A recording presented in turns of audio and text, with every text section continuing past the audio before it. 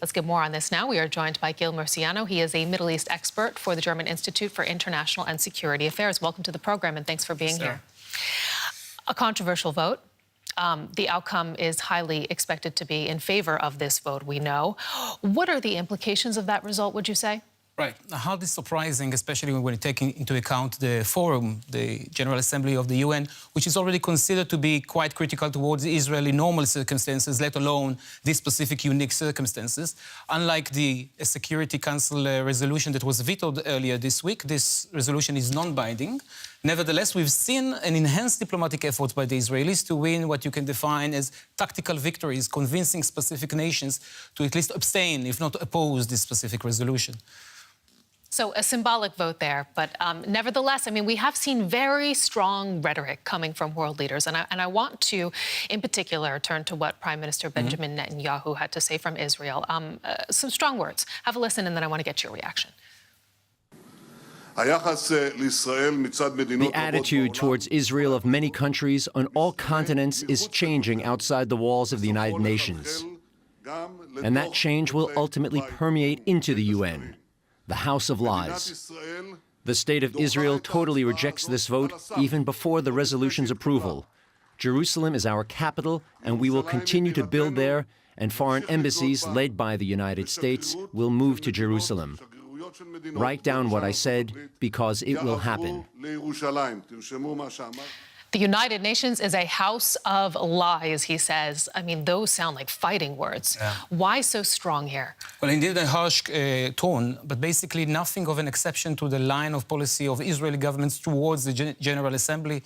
A long history of hostility starting from the famous 3379 resolution of the General Assembly in 1976, defining Zionism as a form of racism, and basically continuation of the same narrative, specifically when you speak with the Israeli domestic base or the Israeli his own political base. But I would define two different goals or two different instruments Netanyahu is trying to use here. First of all, by trying to separate the General Assembly as a biased in advanced forum, or to color it as a biased form which is different than the mainstream of diplomatic community, and then actually, in order to support his attempts to convince other nations to de facto accept the new status of Jerusalem.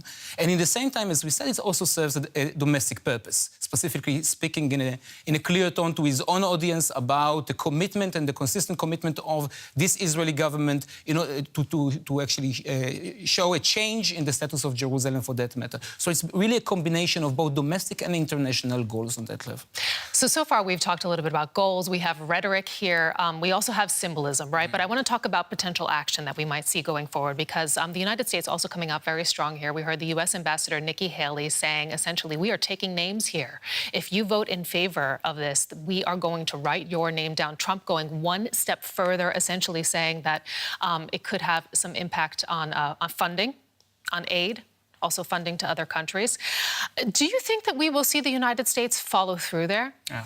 I think that when we speak about domestic goals and international goals, it also applies to the Trump administration. If you really look closely at the language, beyond the taking names language of Haley, when Trump defines this resolution, he's talking again about the United States not letting other countries take advantage of it, and about the American people not letting other countries taking advantage of the U.S. generosity on that level. So we see the same discourse, the same discussion that we see during the early phases of the campaign of Trump, specifically against the UN. It is a different sentiment regarding the UN, regarding specific forms of the UN, and a specific new mindset about the American position on that level.